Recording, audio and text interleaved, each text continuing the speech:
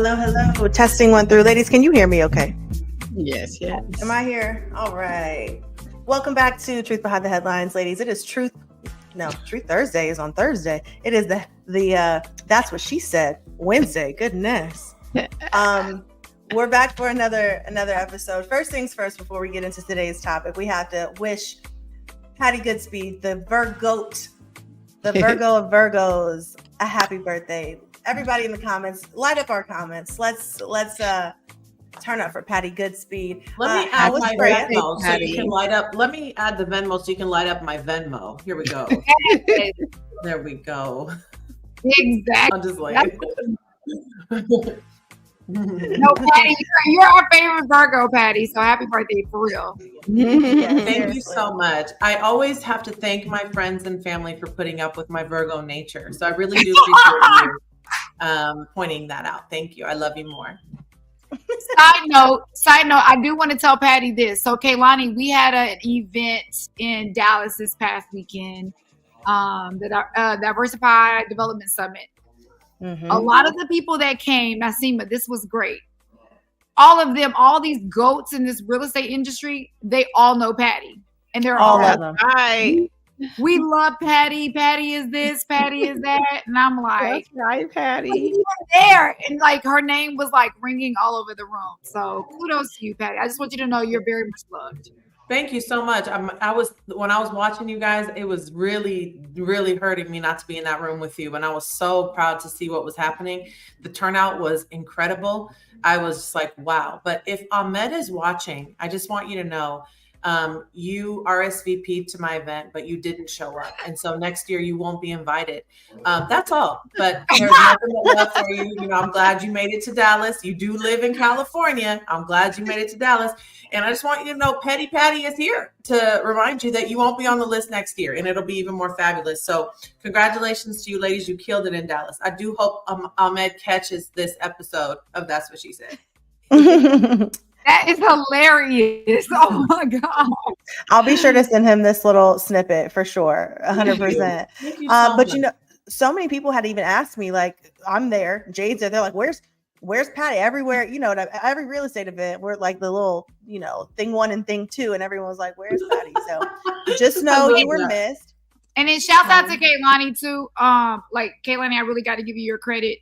Kaylani literally put out like text messages literally based on relationship, and it just goes to show how important relationships are.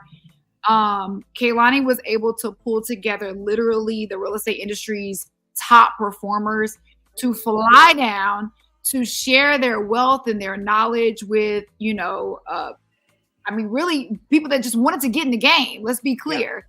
Yeah. And the fact that they flew in from all over the country for you, Kaylani, just because you simply put out an ask.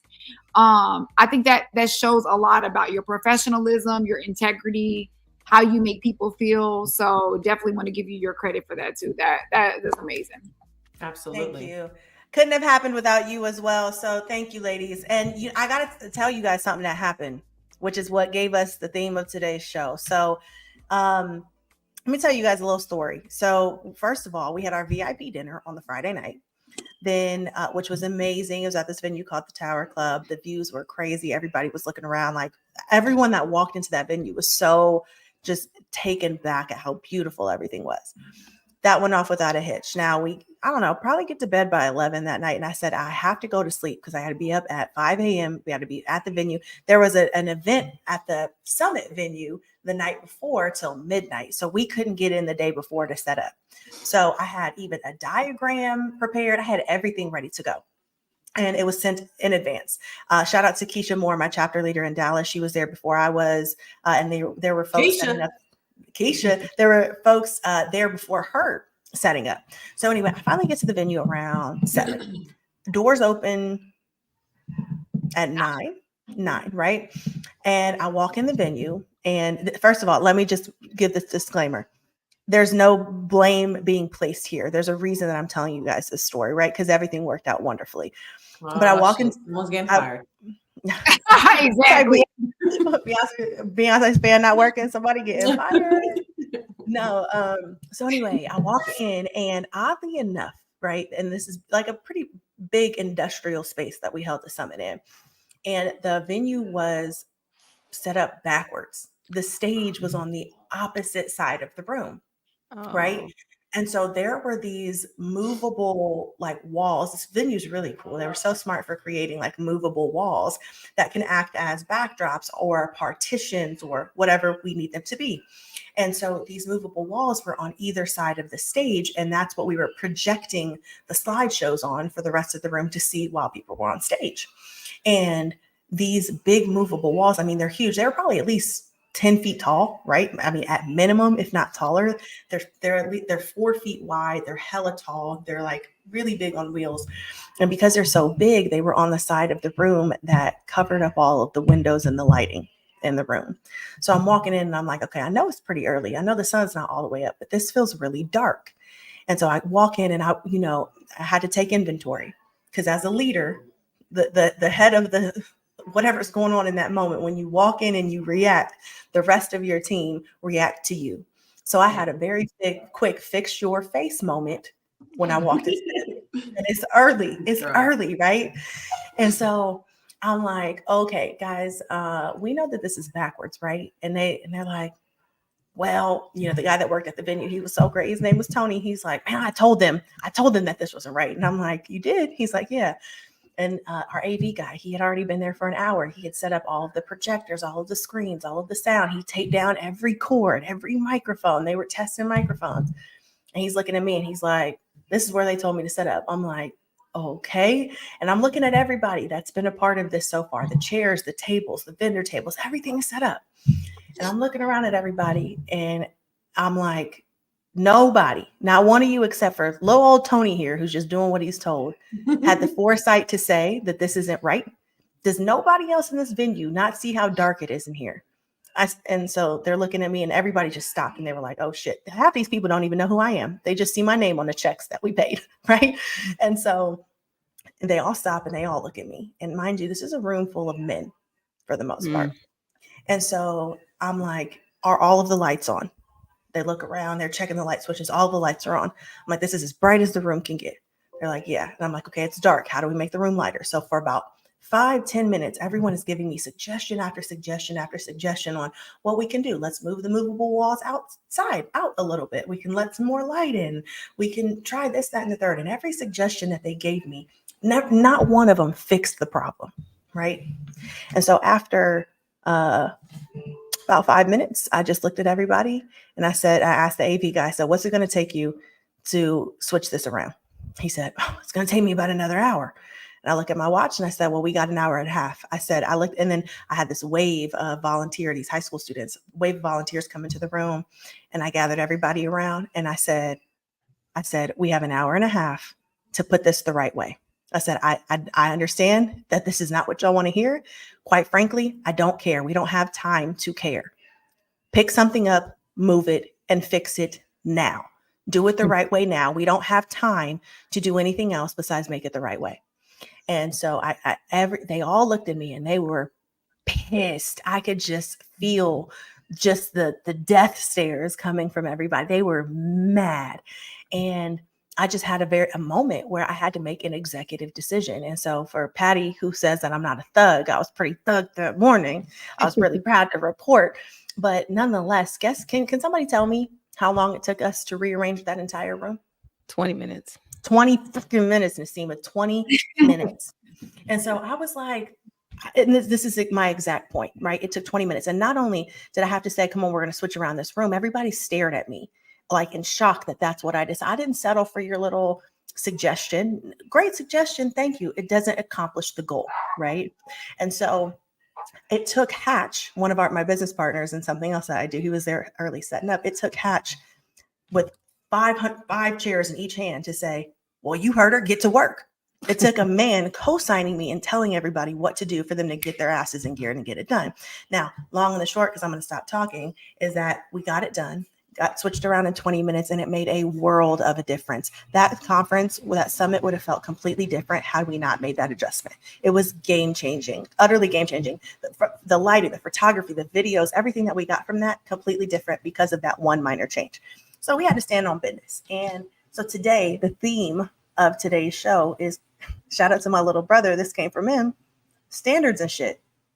We got to have standards. So today I wanted to talk about personal and professional standards, standing on business in a lot of different ways, especially when you get pushback and resistance, which as a leader, we tend to get a lot. I can't tell you how many times I've gotten pushback on an idea or a thought because it's not someone's skill set, or they don't think it's a big deal, or I'm constantly pushing for excellence. And I realized very, very early, that's why LeBron James is LeBron James, because when you want to work with LeBron James, you got to be on your game to run on the floor with him. Right. So today we're talking about standards and shit. And I'm going to go ahead and stop right there and open up this discussion because we, as four strong, very responsible for a lot of things, women have to uphold our standards in a lot of ways to make sure that we are turning out the products, we're getting our desired results, and we're taking care of other humans the way that we need to. So it's Wednesday, standards and shit. Let's get into it. A lot of people would have been afraid to rock that boat, though. Like, especially coming into something where you feel like you have a team there and they did something that, you know, they put so much effort into something, right? And then a lot of people would be like, oh man, like, I don't want it this way, but I just, you know, don't want to look like a bitch, for lack of a better word. Right. And it's crazy because it's only us, right? That be like, oh, I don't want to look like that person. I don't want to look like the angry woman, and you know, put that out there. But really, it wasn't what you liked. I think that happens like with us, like with our hair, with our nails, like you know, you're scared to upset people, but you know, sometimes we have to speak up to get what we want. And it does feel empowering, but at the same time, it's a little scary. That's good. It's like society has told us, you know, that we have to pick and choose our battles. And while we do, it should not stop us from striving for a level of excellence, which Kaylani was speaking about, right? Like, here were my standards, here were my instructions, and that is what should have been achieved. And in that moment, she had to be willing to inconvenience, because that's what it was. It's like a lot of times we don't want to inconvenience someone or like kind of destroy their sense of like hard work that they put in. Like, I'm not trying to insult your work, but it is absolutely completely opposite of what I asked for. And another interesting point that Kaylani brought up was it took a man. People are slow moving, right? You're moving slow. And I'm not one of those that pulls the gender card on anything. Like, I'm really not. But it is really interesting, the fact that it took Hatch, who is a probably 6'4", big black dude, to be like, hey, yo, let's go. And then everybody gets into gear. Why as women do we have to appear? Why is it if we put our foot down? And Nicki Minaj did an interview about this years ago, y'all. She was talking about her versus Lil Wayne. When Lil Wayne comes in and he puts his foot down and he says, this is how I want things, everybody calls him a boss. When she comes in and puts her foot down, everybody labels her the B word, right? And why is that? Why can a man come in and make demands and it's like, oh, he really knows what he wants? Before a woman, we have to tread so lightly. And I do want to, I can't look, you can see Patty like winding up on this because she don't give a dang, okay? Like, but how do you, I'm going to ask you, Patty, because I know that you strive for a level of excellence and you, quote unquote, for lack of a better term, step on a lot of toes. What is it inside of you that makes you not care, right, about what other people's vantage and viewpoint is of you? Because I think a lot of times that is what it is. As women, we care. We don't want to appear to be non-feminine or non-soft, but at the same time, we need to get the stuff done we need to get done, and we need you to do it quickly. Yeah. I think I've accepted a little bit of who I am. I'm a difficult person, right? So I was just thinking about the event that you guys all were at the Relationship Rich party in San Francisco. A lot of things went wrong. Literally the day of the venue, we were told that my event planner missed the part of the contract that says that we couldn't have a DJ in the room. So things go wrong all the time. And imagine me, I'm like, no.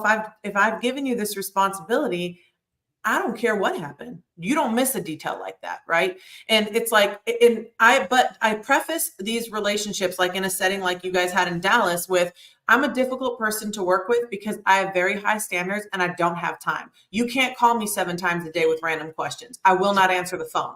This is what I need done. This is what it is. I'm paying you what your fee is. So you're going to do what I've asked you to do, right? And I've just learned to accept that this personality of mine, or the strength that I show up with, is it's a part of who I am. And I think you have to just kind of accept that if it's a part of who you are. I was imagining Kehlani in the setting that she was describing, visualizing it. And Kehlani has a little bit more of a soft demeanor than I do, right? So she's sweet, right? And she's really sweet, and she comes off that way.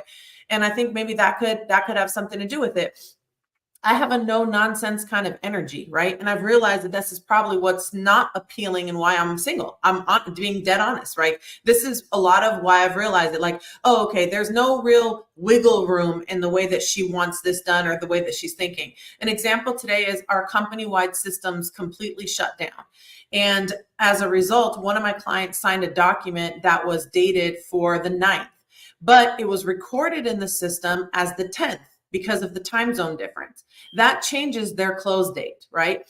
Every 3 people who are managers told me that it's not possible because of how it was recorded. So I went to the chief compliance officer of the company and copied the COO of the company, and would have copied the CEO if I got a no. I'm not going to accept no for an answer. So because if I have something documented and this was what we agreed on, or if I'm pushing a boundary and I know that I have the evidence to do so, I'm not accepting no for an answer. And on the flip side of things, you will never catch me arguing a point if I'm wrong. Because unless I'm 100% sure of what I'm doing, I'm not pushing that boundary. Another example of that is during my event process, when we talked about the DJ situation, we had to pay an extra $3,700 the day of just to accommodate the DJ situation. So after I was escalating this and pushing in the way that I did, but when that lady told me this was in the agreement that was signed on this date with your event planner, I backed down completely.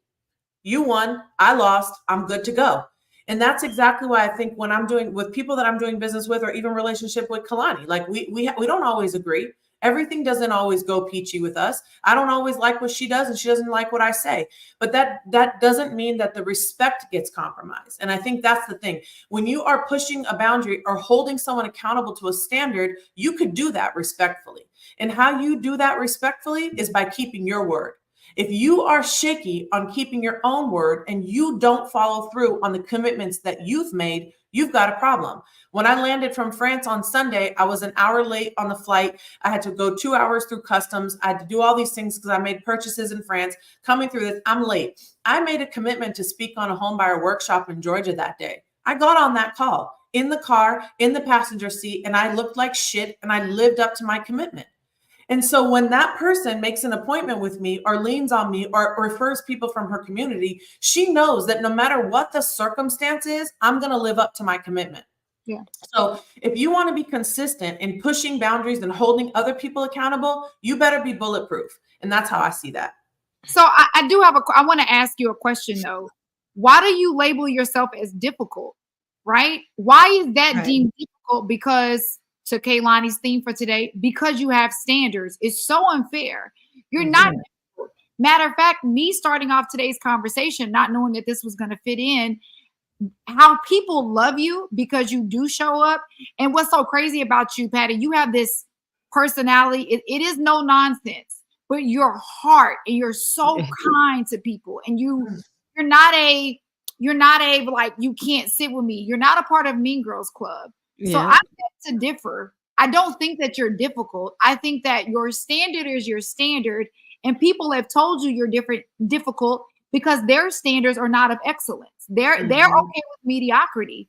Right. So you're not. Like, people got to either go hard or go home when they're dealing with you, whether that's business, whether that's in your dating life. So I hate that as women, we have to carry these negative labels because somebody else put them on us because they don't know how to rise to the occasion. It's just not fair. No, I agree. It reminds me of Beyonce. I'm not trying to compare myself to her, but our birthdays are one day apart and we're both in love with the same man. And, you know, I'm not saying I'm Beyonce, but I am saying we got a lot of things in common. And when you watch her work ethic and the way that she goes into that room, it's not the Beyonce you think it is, like that sweet girl, but she does have that duality. It's the same thing. I've watched a lot of interviews, the little bit that we do have with Beyonce, and I love that. I see myself in her when her work ethic is challenged in the way that it is and how people might say things about her the way she is. But guess what? You never see her caught up in no bullshit. That doesn't mean she hasn't been caught up in some bullshit. But you don't see those same headlines because she completely values the perception that she has and then the privacy that she has. So you could be visible and have boundaries and have those respected, because guess what? Beyonce, you might hate working with her, but you know she's going to show up first and leave last. And that's why you respect her. And that's the difference with me. When I push my team, guess what? I'm working 7 days a week. I'm responding to the emails. I'm doing what I'm doing. And I don't ever bug you from Friday at 5 p.m. From Friday at 5 p.m. to Monday at 9 a.m. I'm not talking to you. So I respect your boundary and you respect my work ethic. So when I ask you to go above and beyond, you're going to do it. And I think that that's really the difference, is it's your behavior that creates that respect. And I am going to change that. Thank you for challenging. When I talk to people, I'm not going to tell them that I'm difficult anymore. I'm going to tell them that I hold people accountable because I will show up first and leave last. And I have a high standard for excellence in everything that I do. So thank you for that. Stat, 91% of leaders agree that accountability is one of the top needs in business development. And that was from the study from Harvard Business School. 91% of leaders agree that accountability is one of the top needs in business development. So, which is an interesting fact, Kaylani, because it's also in relationship, right? And we talk about a lot of very successful women are single because we have a standard of accountability. And, you know, most people that are trying to court us, date us, and or otherwise, they don't hold themselves accountable, because if you're accountable, then you're going to be consistent. You're going to be persistent. You're going to pursue, right? It's the same thing that you do in a business setting when you're striving for excellence. So it's interesting that you say that, because it kind of all runs in together, right? It's like accountability is uber important in every aspect of life, which is why we suffer in certain aspects of life. You know what I mean? So. But on that note about the single thing, I do really need to address that, because I am coming into a space where I'm really becoming more self-aware in that way, in that maybe saying that, hey, I'm not creating enough space for that sort of relationship in my life. But it also is accountability. Like, you know, there were people that, you know, have expressed interest in me. They contacted me, they RSVP to the event, and then they don't show up. So I want you to know, especially if you're watching this, that I've lost every inch of respect that I can ever have for you. And without respect, we can't get shit done. So I love you, but don't ever call me again, and don't RSVP to shit because you don't know how to show up. And that's Right. and I'm tired of that. One thing Patty is going to do, you are going to get the clip from this platform and know exactly. Yeah, don't do that. I'm so over it. And I feel like, man, if we stop being afraid of raising that bar right there and stop making I was getting dressed and I thought about my daughter at the hair salon asking me for money to do her hair, and then how I just bought her some clothes last night, right? And I thought to myself, you know, if I was in a relationship with a guy and he wanted something and I was like, whatever, I wouldn't even hesitate. Why do I hesitate when my daughter wants a little something extra, right? I was literally having that conversation with myself. And then I was like, you know what? You're damn right. Spoil your daughter, and I'm going to raise those standards. I'm no longer going to be a people pleaser in the relationship with a man because I want to take a seat, right, and let him feel like a man. I'm not doing that. But the man that shows up, that wants to stay something and follow through, honey, your plates will be made first. I promise you that. That's right. And she will cook it, okay? And it will be top notch. One thing about Patty, she gonna put caviar on everything.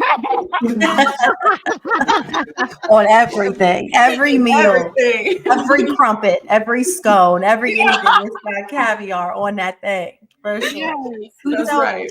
Let's talk a little bit about, you know, what happens when you actually don't uphold those standards, right? Because there's a cost to everything. So we'll just use today's example of what happened at the venue, with the room being set up reverse, right? If we didn't make that decision to actively switch around the room, there would have been a cost to that. Our video quality would have been compromised. The room would have been dark. The energy probably would have been lower. There's all kinds of effects that probably would have manifested. And I know this is just a light example, but even in the personal space, right? When we don't uphold those standards, they do damage. There's a cost to those things. So, and we've all been there, right? No shame. It's all part of our testimony when we've compromised on things that we know that we shouldn't have, right? So how do we, for anyone who's let their standards slip, so to speak, how do we start to impose those standards all over again? I want to talk about that. I think we have to recognize and acknowledge that that's actually what happened. A lot of times we don't like sit back and evaluate and then like say, okay, what could I learn from this? And then also like understanding like we are really good at identifying things that we don't like and standing firm on that, but identifying the things that bring us joy or the things that meet our standards and things that we're not willing to compromise on, and then stand firm on that. Sorry. She said she had something to say. She said, let me tell you, Mom, this is how you uphold those standards. But I think it's true, like with kids, right? Like when you are raising kids, more is caught than taught, right? They want to see you being consistent. They want to see you reaching the goals that you set for yourself. They want to see you achieving the things that you say you want to achieve. Like they want to see those things. It doesn't matter if you make mistakes. I think we feel like we have to be infallible in front of our kids. That's not it. It's what happens after those mistakes are made and how you recover from that. And, I think that just being consistent, being who you say you're going to be, keeping promises to yourself, like we talked about before, goes a long way. So, but your question was, how do you give them a chance to redeem themselves, right? I mean, is that the question? Kalani? No, the question is how do you impose standards that you've let slip, right? So if I've let something slide for so long, how do I all of a sudden then go from letting it slide to imposing a standard? Because out of self-preservation and protection, right? Or for the sake of consistency, because there's a cost to it, right? If I keep letting something slide for so long, eventually that's going to cause damage. There's going to there will be betrayal or whatever comes with that. You're then questioning yourself. But for me, when I let standards slip, I never blame anybody but myself. That is my choice. So I think, there I kind of answered the question a little bit. For me, the first step is the acknowledgement of the role that I played in that interaction, right? I think that's what you were saying, Hannah and Nasima. So there's that. But then how do you, set that standard and then stick to it? Because it's uncomfortable. If you've never set a boundary with someone or upheld a standard before or in a new way, it's difficult. It feels, you try to do something that you've never really done before. It's hard. So I guess that's really where my question is stemming from. And let's start there. I also have a thought when we're, bringing up that the word difficult. I've been called aggressive many times. And a lot of people don't know me in a personal sense. Like if you really know me, and the reason why Patty and Jade and Nasima can sit up here and talk to me about me being soft and me being feminine or whatever, it's because they know me for real. People who don't know me for real don't have that perception of me. And so knowing that I have been called aggressive and things of that nature, I don't think that femininity is necessarily tied to upholding the standard, right? The reaction is tied to the allegation of being more masculine or feminine. However, upholding the standard is simply standing on business. You could be the black cat in the black cat golden retriever dynamic and uphold those standards and still be and possess and keep femininity, right? And real quick, shout out to Apostle Sean Mark on this call. We had a whole deep dive one day. We had a whole conversation about what the Bible deems feminine. And feminine qualities and characteristics of Proverbs women. I'm probably going to get it wrong, so Apostle, please put it in the chat for me. But the business savviness, I can't remember the exact terms that he used, but the managing the home. Proverbs 31 woman. Proverbs 31. She's virtuous, right? And so being virtuous is cunning and smart, and she can grow the business and she can add to the value and the money and the accounts and the things at home. Those are feminine qualities per the Bible. right? So I think we need to redefine that altogether. But anyway, upholding standards. How do you impose them when you have it for so long? Well, we talked about this last week or the week before. Let's talk in a business setting. So, and I was thinking about a question for you, Jade. So let's say that in this situation where you're an LP, you've got this business transaction going, and let's say that your partner, let's say this is the beginning of the conversation. You're at a coffee shop. The GP's like, yeah, man, I got this deal. It sounds good. Are you interested? Yes. And they said, you know what? Today at 4:00, I'm going to make sure you have the paperwork in your inbox by 4:00 today. And it's 6:00 and you're looking around, getting ready to take a shower, do what you got to do. And the email's not there. You're like, oh, okay. He said he was going to get it by 4:00. Let me just see what's up. He's like, oh yeah, I was busy. I got in traffic. I got you. But you don't get it until the next day. So you're like, okay, no problem. And then you see little trends like that in the behavior in the relationship throughout until you get further. And I'm not saying this is what happened. I'm just illustrating an example. Sure. Then you're basically starting to, the trust is being tampered with, right? Absolutely. So from that point, then how then can he re-earn your trust, right? So then it becomes absolutely difficult to work with someone if they don't, it's just the little things, right, that add up, right? So in a partnership setting, in a business setting, in my world, if I'm saying, hey, I just hired someone, these are the expectations that I set. Now that I'm seeing that in real time, I'm realizing that that isn't working. So I'm going to have to pull back and say, hey, I made a mistake with this, how I set this up. This would work better. Do you agree, disagree? Can I get your feedback? Can we figure this out? We make some change. Now we're implementing something new, right? Yeah. In a personal relationship, especially between men and women, unfortunately, we, like you were saying, we make compromises or whatever. And if you're compromising the boundaries that are set for how you want to be treated from day one, I feel like that would continue throughout the entire relationship. Because the only way to change that behavior is to remove yourself from the situation for a long enough period of time to reset that standard. So in all three of those settings, in my opinion, it works differently. And you take it from there, Jade. No, that's good. It goes back to that word accountability. It's accountability on the person that set the boundary, to stick with the boundary. Once they've crossed it obviously before, right? But once you set the boundary, now you have to stick with it. But it also comes to the accountability on the person that actually violated the boundary, right? If both parties can't be accountable for their perspective of whatever the agreement is, then that means there's a lack of respect. Sit down. I tell people all the time, I say, first of all, your example, Patty, when you're talking about, you say you're going to give me the contract at 4, you don't get it to me at 6, you don't get it to me to the next day. If you haven't been proactive in communicating that with me, that means you don't respect me. When I respect people, I communicate with them. Oh, I owe you money and I forgot to send it. Somebody should not have to hunt me down to get money. I should be hunting them down to say, hey, by the way, I haven't forgotten. I just haven't been in front of my computer to be able to send that, blah, blah, blah. Hey, I know I said I was going to do this. I just want you to know I haven't forgotten, because I respect that person. Do you know people that I don't respect? I don't give a dang about updating them on nothing. I just don't. Like, at the end of the day, it doesn't matter to me. So to me, it boils down to that. It is building or breaking trust. And if you broke the trust, my question would be to the person that broke the trust, are you willing to do what it takes? Are you willing to hold yourself accountable enough, whether it be business or personal, to do what it takes to build the trust?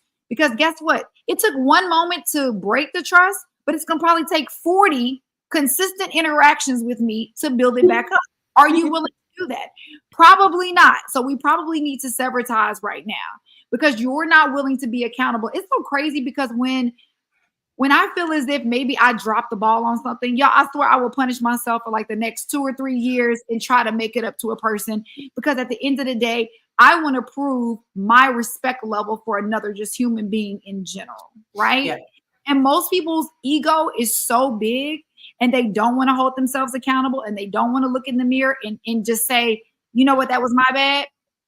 That they think that they can just, well, you should be fine. No, like, I got trust issues, fam, like in every aspect of the word. So it goes back to the accountability and the respect for me. So I guess back to your original question, Kaitlani, like, if you allow people to step over boundaries, how do you gain that back? Well, I believe it's from the perspective of the person that broke the trust, in all honesty. If I told you what my boundaries are and you're not willing to respect what I'm saying I need in order to rebuild the trust, then guess what?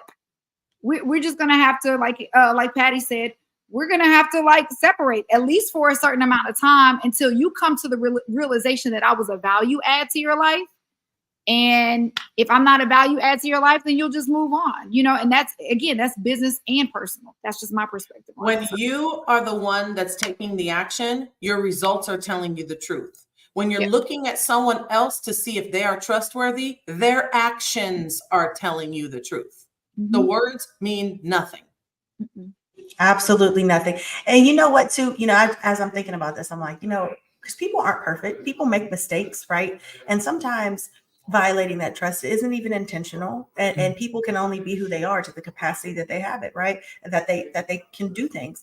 And so, as I'm thinking, I'm like, what, have the deposits outweighed the withdrawal, right? So when you think about a relationship over time, or building trust, because trust, and I don't know what's right. I don't know if you have my trust until you violate it or if you earn it. I think the older I get, it's more earned. And not that I think that you're distrustful or I don't trust you. It's just, I just take you at face value. It takes a lot for me to fully put my trust in someone, right? So if you think about the idea of building trust and someone's accountability, it's, have you made enough deposits into the relationship? Has that email for the last 5 emails hit my inbox at 4:00, and now you got one that's 2 hours late? I could probably give you a little bit of grace there. Or, are the deposits outweighing the transgression to a point where I know that that's not of your character, right? Because if something happened, or Patty, if Nazi got sick or something happened and you couldn't send that email at 6 p.m. or at 4 p.m., doesn't mean you're not the best in the game. Doesn't mean you're not going to rock it and be the best person to do my loan. It just meant your daughter got sick. But if that's your character on an ongoing basis, I would heavily encourage people to do exactly what Patty just said and judge off of the pattern, off of the actions. And people are patterns, right? This is what I have learned. People are patterns. And a lot of folks will get really bent out of shape. Like, why are you putting that on me? Why do you think I'm this way? It's like, I'm not judging you for your character. I'm just judging your pattern. I'm making an educated guess on how this is going to turn out based on your pattern. And if your patterns consistently that you are lacking integrity or you lack respect, right, then I'm going to have to take that at face value at this point. You're either building or you're breaking. In relationships, you're either building the relationship or you're breaking the relationship. With the trust, you're either building trust or you're breaking trust. There's really not a lot of in between. And I'm a little bit opposite of you, Kaylani. I don't trust a lot of people, but I try to approach certain situations. First of all, my discernment kind of lets me know a person's character pretty quickly. So I start with 100% trust. And I tell people this all the time. If I end up not trusting you, it's because you have shown me and taught me that I cannot trust you. I'm going to go into it and it's like, all right, we're linking up. We're doing this. I'm even allowing you in my space, whether that's on a friendship, relationship, business-ship type situation. Okay, cool. But you're the one that's going to show me whether we're here or I have to diminish this and now set some boundaries with you and be like, I got to hold you at arm's length because you're not who you said you were. Right. Well, and so now that leads me to another question, because now, because everything is information, right? How someone handles any situation is information for you to do something with. So if someone has given you enough information that they are either violating boundaries or they're not, y'all just not on the same frequency, right? Or whatever the thing is, there's a misalignment, whatever, are you able to compartmentalize their transgressions to say, okay, I see who you are at face value and I can work with you knowing who you are? Or do you completely say, hey, we're not aligned, and you cut that off all the way?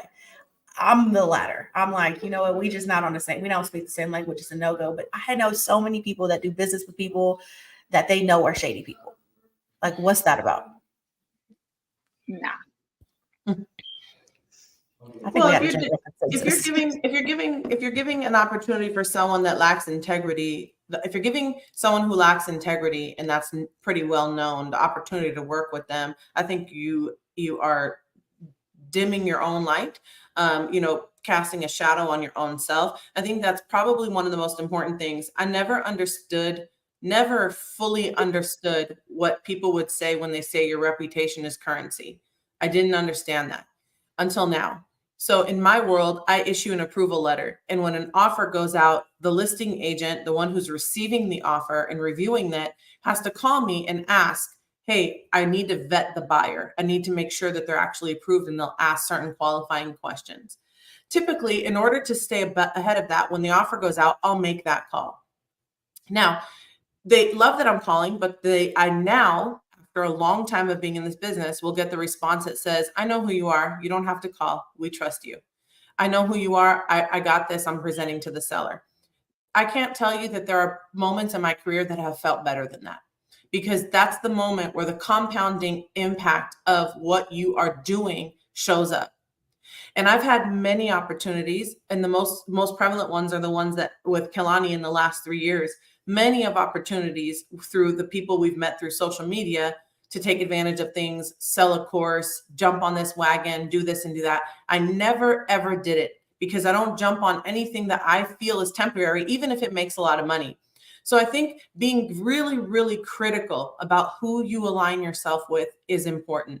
Very important, because at the end of the day, like I'm out, and I also shy from many social settings for that reason, right? There are parties I won't go to, because what'll happen is the girls at the coffee shop talk shit about each other, but at the party, they're dancing together. Yeah. And all the girls that are there know that, right? So when they're watching them on Instagram or wherever, they're saying, hey, she's fake, right? You don't have to say that about me, because you're never going to catch me in a room with someone that I didn't like. Yeah. That is little, and it's a subtle thing, but people pay attention to every bit of that when they're drawing conclusions about how they want you to show up. I got a call the other day, last point I'll make on this. They saw this big party and all these pictures on Instagram, and they said, hey, were you invited to that party? I didn't see you there, because these are people that I should be in this circle, right? They're all local to me and whatnot. I said, no, but I just closed a $2 million purchase for the person who threw the party. I'd rather get the email with the purchase contract and the deal and the check than to be invited to the social setting where I need to be fake with everybody around me. So I think you should be really protective of where you see yourself and where you put yourself. And that's also why I started throwing my own parties instead of going to other parties. I love that. Isn't it funny how what your parents used to teach you when you were younger, that you used to be like, okay, like you are who you hang around. And if you're moving with shady people, then their reputation, unfortunately, is going to rub off on you. And let's just hypothetically say they get caught up publicly in some stuff. Now people are going to come to you and be like, isn't that your guy? Isn't that your girl? Like, right. What's up? And now they're going to start questioning your integrity. And I think that's one of the hardest things to do, because sometimes you don't know at first about people's integrity. And it doesn't always have to be this beef situation while you kind of start to distance yourself. But when you see characteristics and qualities that don't align with yours, sometimes just a quiet separation is best. Like, kudos to you, Patty, let's be clear. Yeah, like, people may want to be invited to the party, but man, when I tell you, God has so much like grace and mercy over you that you didn't even have to be the person to reject the invitation, because he was like, I'm not going to allow you to invite. I'm going to provide the separation for you. You get the check. You ain't even got to worry about it. You get what I'm saying? Because then it could have been a thing of like, why didn't Patty come to my party? Why did she say no to the RSVP? He just protected me. And girl, look, right. They not looking all right. Yes. It was wonderful. Last point I think I wanted to just touch on a little bit is being okay with the resistance, right? Because it's not always comfortable to have to uphold the standard. It's not comfortable to have to be the one to tell everybody, flip this whole room around, right? It can be uncomfortable. So, understanding that resistance is a part of that process. And that the encouragement for me along the way made that work. So Patty made a really good point early on. When we had to flip that room, I immediately started moving tables. I didn't just command everybody to do it, right? I was right there. I was moving. I was sweating my makeup that I had to, girl, it was crazy. And I'm moving tables. I'm pushing parts of the stage. I'm pushing these big old walls. I'm ripping up tape off the floor. and I'm right in the trenches with them. And in that process, I'm encouraging people. I'm like, good job. We got this. Let's get it done. And then when it was done, I walked around that room and I personally thanked everybody. Like, look at the difference that this made.